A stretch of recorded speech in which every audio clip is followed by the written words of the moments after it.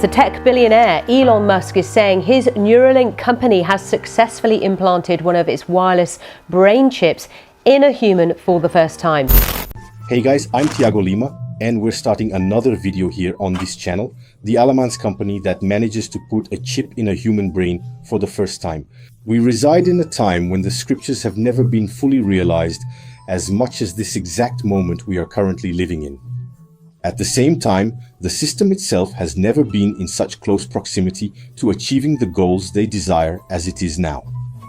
The objectives are dual in nature, with the primary aim being the worldwide acceptance of a microchip implant capable of exerting direct control over thoughts, movements, and the entire existence of individuals who possess this technological device within their brains.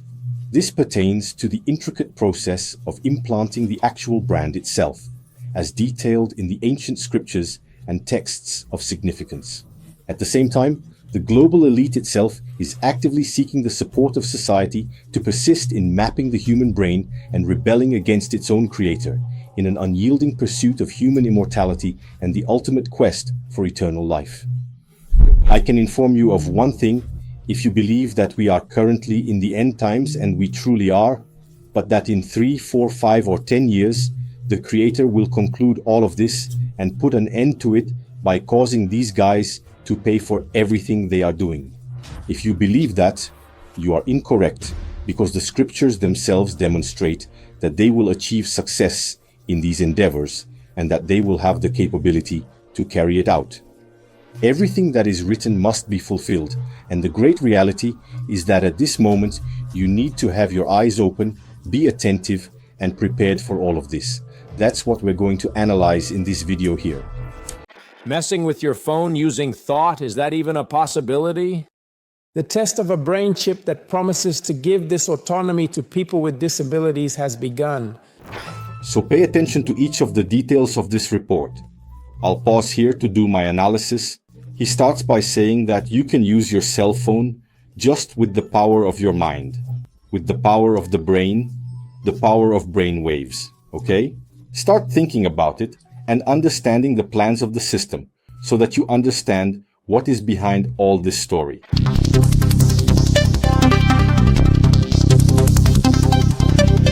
For the first time ever, a human has received a brain implant with the goal of directly connecting to a computer or cell phone, for instance.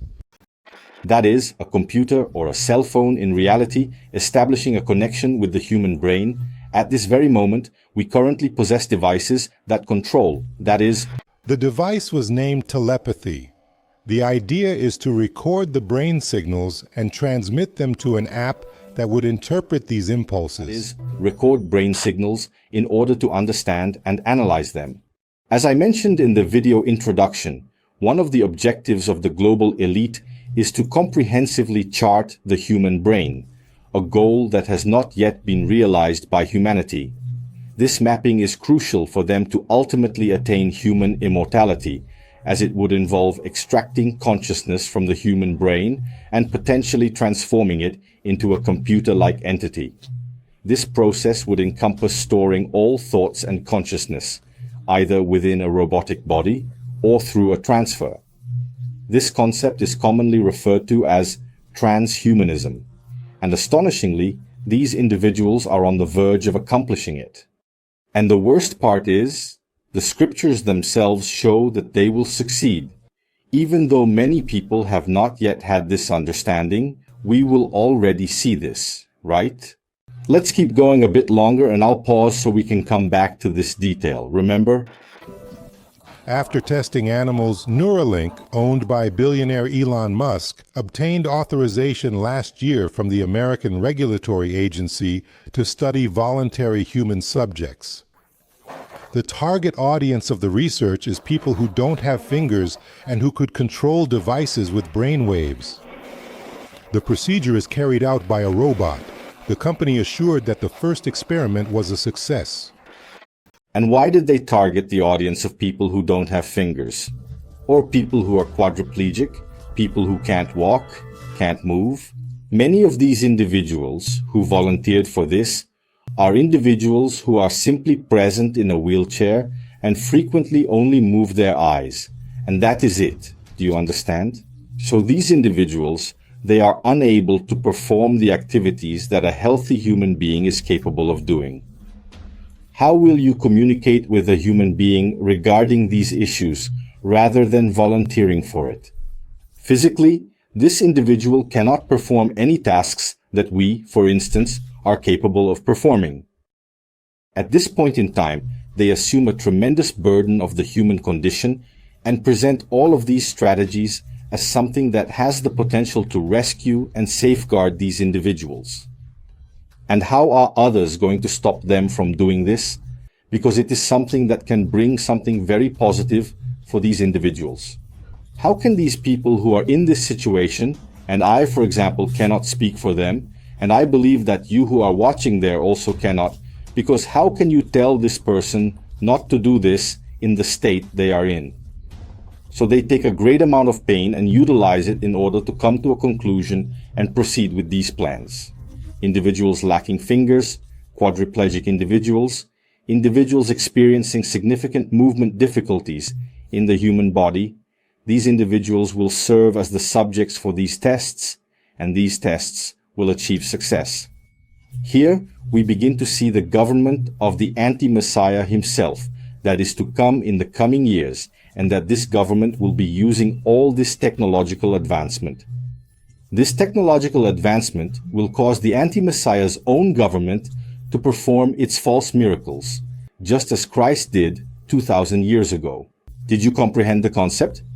The anti-Messiah will perform identical actions to the Messiah himself, but utilizing these tangible instruments, he will enable, for instance, an individual with quadriplegia, a person who is paralyzed, to walk henceforth. Did you manage to figure out where all of this is going? Let's continue. The subject is controversial and has sparked debates here in the United States, from the risks involved in the procedure to the ethical boundaries of having a chip developed by a company inside the brain. Neuralink guarantees that the idea is to help people with paralysis or other incurable diseases to have more autonomy. Where do you catch it? They start with these people, the volunteers, those people who have no other way out, except for this here. Others, regular people, will see that this, seemingly, is something very good. They keep going with their plans, and then what happens? People who don't necessarily need it will see other benefits within a chip like this in the brain. Individuals who frequently witness these additional benefits, driven by the greed to further improve, by utilizing these technological devices, will also desire to undergo the implantation of this chip. Thus, the herd effect is triggered globally, and individuals will consequently contend for it in this location, something that will become uncontrollable, and that they, e.g., Elon Musk with Neuralink, will be in total control. Let's continue.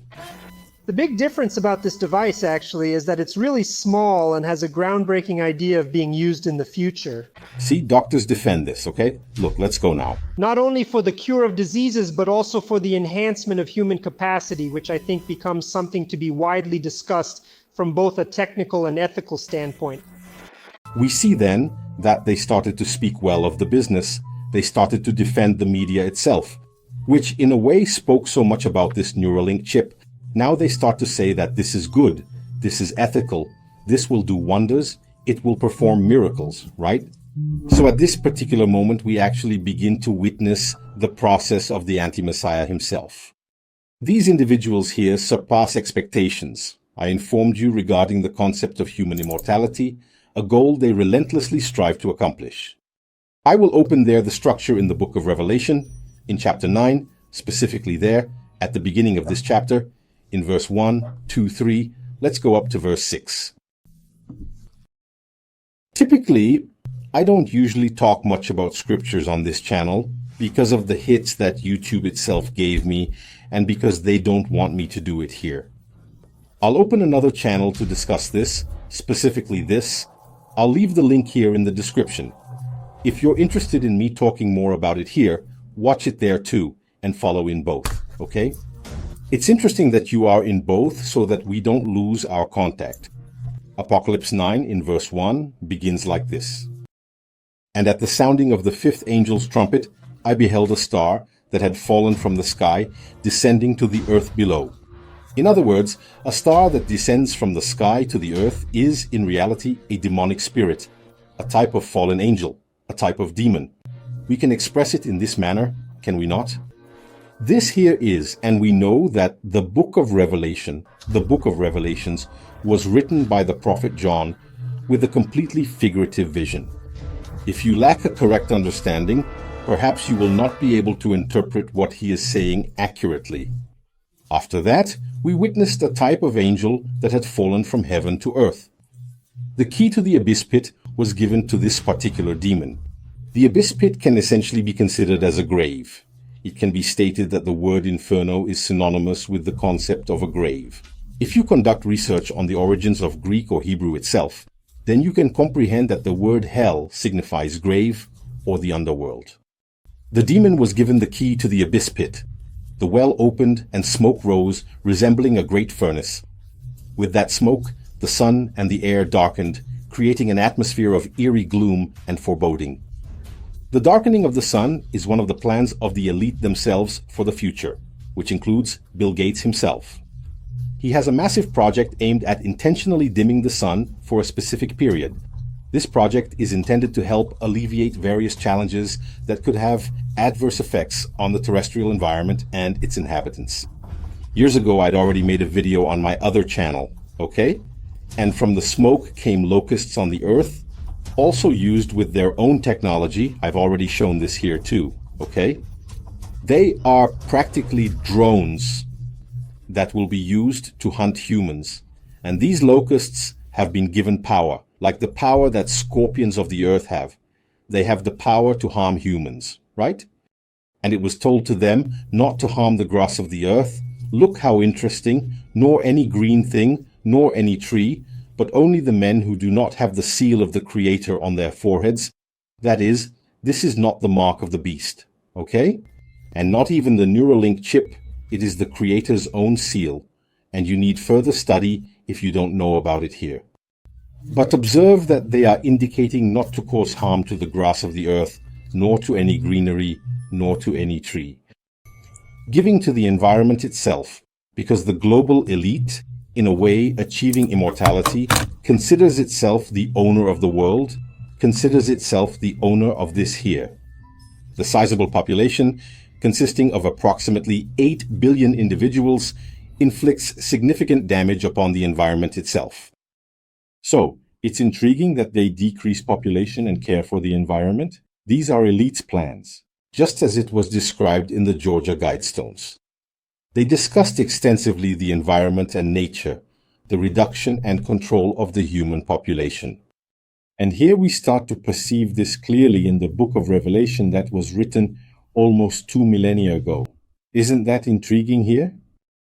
But in the face of what I told you, we keep going so you can understand. So they're prioritizing taking care of the environment and basically getting rid of humans there. So they were granted permission not to kill them, but for a duration of 5 months, these locusts inflicted torment upon the human beings. And his torment was like the torment of a scorpion that stings a man. And in those days, men will seek death. Pay close attention to this, okay?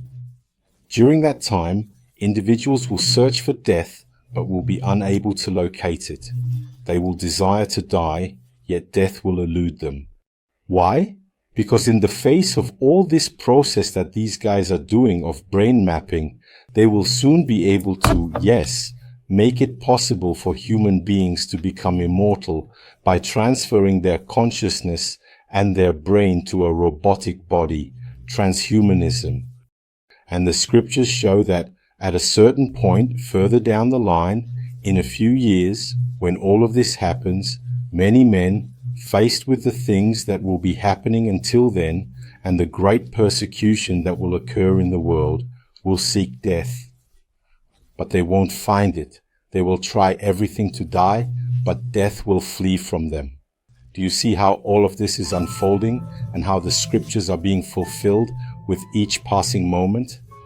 Well, I reckon this here became mighty clear given the things that are happening, and I kindly ask you all to leave your comments down below. Your thoughts? Have you observed everything? Do you enjoy discussing sacred scriptures, the Bible, and the readings that people find interesting in these studies? Please share your opinion. Help me out, pass this video along, and let me know what you think about all this information we're dealing with. Thanks all, big hug to all, see you in next video.